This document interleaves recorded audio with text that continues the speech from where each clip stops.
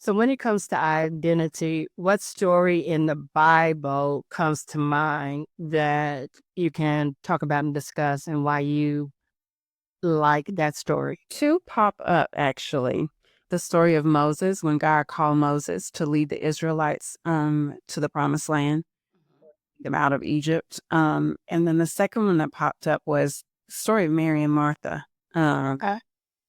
I think they have some commonalities to them, but I'll state why I said Moses first. And I think that the reason why that popped up is because I think about how fearful Moses was and how he just really felt like he couldn't do it. He named all these reasons why he could not do this job.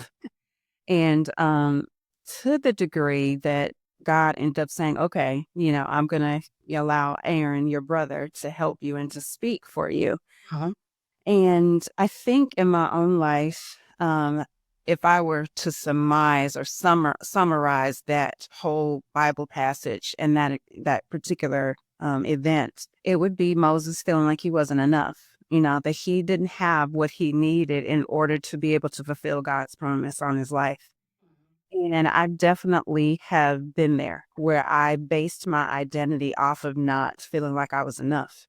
Um, and if I were to be honest, also missed opportunities because that's what I had convinced myself was the truth. So opportunities that came along my way ended up not taking those opportunities because I didn't feel like I was enough to fulfill whatever was being asked of me at the time. The reason why I chose Mary and Martha was because I see myself as a combination of both of them, actually.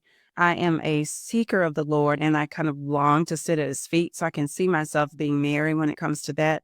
When it comes to Martha, my doer part of my personality comes out where I am constantly doing and doing. And I love the story about Martha when Martha was in the kitchen and was just basically frustrated. And it was because she felt like Mary was not coming in to help her cook and to provide, really to help her cook and provide for everybody that was there.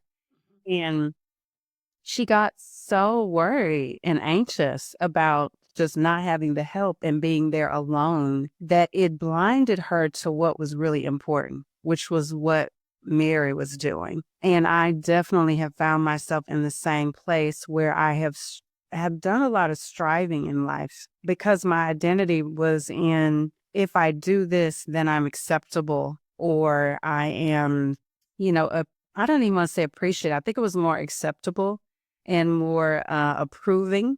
And I feel like that was probably a little bit of how Martha felt. If I do this and I provide and, I cook all this food and just have, this, I don't know, this a lavish experience in my words for Jesus, then maybe Jesus will be approving of me. Maybe my striving gives me worth and value with God. And it absolutely didn't. And he even said to her, Martha, why are you so worried? And he said, Mary has chosen the right thing. And he was really inviting her into the posture that Mary had.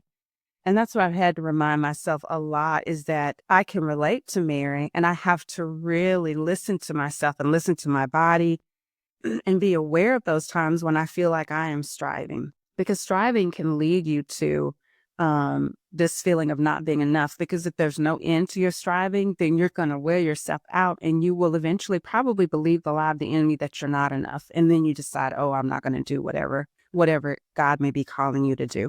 And you may not know that it's, a calling that God is bringing into your life, but you have convinced yourself so much that your identity is not enough that you just miss it all, which is what I really think Martha did. She missed it. Moses missed it. They both missed it because they were focused so much on what they thought was important rather than really understanding what truly was important. Go to Above the Fray Publishing on YouTube to watch all the videos.